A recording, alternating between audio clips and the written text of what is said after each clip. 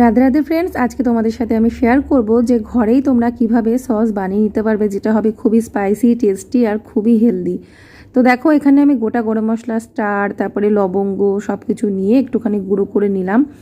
গুঁড়ো করে নিয়ে আমি একটা সুতির কাপড়ে ওটাকে মানে পোটলা মতো বেঁধে নিয়েছি। এখানে টমেটো, কাঁচা লঙ্কা সেদ্ধ বসিয়ে দিয়েছি। 2 কিলো মতো প্রায় টমেটো আছে, তার সাথে আমি কাঁচা লঙ্কাগুলো লাল লাল সব ছিল না বলে গ্রিনটাও দিয়েছি। তো এখানে এই যে গরম মশলার পোটলাটা ওর মধ্যে চুবিয়ে দিলাম, তারপরে অল্প জল দিয়েছিলাম 1 কাপ মতো, ছোটো কাপের একদম ছোটো কাপের 1 কাপ মতো দিয়ে ওটা সেদ্ধ করে নিয়েছি। 10 মিনিট মতো সেদ্ধ করতে হবে। তারপরে এটাকে ভালো করে মিক্সিতে ঘুরিয়ে নিলাম, একদম পেস্ট বানিয়ে নিলাম। তো এবারে এটাকে আমি একটু ভালো করে ছেঁকে নেব। ছেঁকে নিয়ে একটা কড়াই বা যে কোনো পাত্রের মধ্যে নিয়ে নেব, যেটার মধ্যে আমি জালে বসাতে পারবো। মানে এটাকে এবারে রান্না করতে হবে জাল দিয়ে। তো যতটা পারলাম ভালো করে ছেঁকে নিলাম।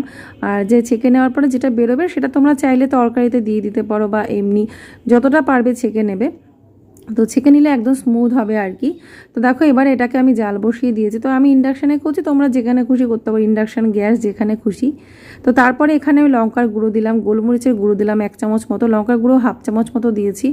আর এখানে আমি বিট লবণ দিয়ে দিলাম 1 চামচ মতো, মানে পরিমাণ অনুযায়ী দিতে হবে, চাইলে তোমরা টেস্ট করে নিতে পারো। তো চিনি দিয়ে দিলাম বেশ কিছুটা পরিমাণে, 1 কাপ মতো চিনি দিয়েছিলাম, মানে 1 কিলোতে ছোটো কাপের 1 কাপ মতো চিনি লাগবে। তো তোমরা যেটা পছন্দ করো, যে টক পছন্দ করো বেশি নাকি মিষ্টি ভাব, তো একটু মিষ্টি ভাব থাকলে কিন্তু বেশি ভালো লাগবে। তো একটু টেস্ট করে নিয়ে চিনিটা দেবে। তারপরে আমি এর মধ্যে কিন্তু বড় কাপের 1 কাপ মতো ভিনিগার দিয়েছি। ভিনিগার দিলেই কিন্তু এই সসটা দীর্ঘদিন মানে ভালো থাকবে, আর সসের যে টেস্টটা সেটা ভালো আসবে। তো এখানে এবারে যা যা দেওয়ার সব কিছু দিয়ে এটাকে বেশ কিছুক্ষণ জাল দিতে হবে এবারে। তো জাল দেওয়ার পরে এটাকে ঠান্ডা করে কিন্তু বোতলে ঢেলে নিতে হবে। তো এইরকমভাবে কিন্তু তোমরা ঘরে সহজেই সস বানিয়ে নিতে পারো, আর যেটা কিন্তু খুবই টেস্টি হয়, ভীষণ ভালো লাগে দেখবে, বাইরের সসের থেকেও কিন্তু অনেক বেশি টেস্টি। তো এখানে আমি কিছুটা পরিমাণে হিং দিয়ে দিলাম, যেহেতু নিরামিষ এটা সস হচ্ছে, এর মধ্যে কোনো রকম গার্লিক যাচ্ছে না। তো সেই কারণে একদম নিরামিষ পদ্ধতিতে তোমরা এইভাবে সস বানাতে পারবে। এই সসটা যে কোনো কিছু দিয়ে, সিঙ্গাড়া, চপ, চাউমিন, নুডলস, যে কোনো কিছু দিয়ে, ইভেন পাস্তাটা খুব ভালো হবে এটা দিয়ে, আর মোমোর সাথে খাওয়া যেতে পারে। সব কিছুর সাথে এই সসটা কিন্তু অসাধারণ লাগে।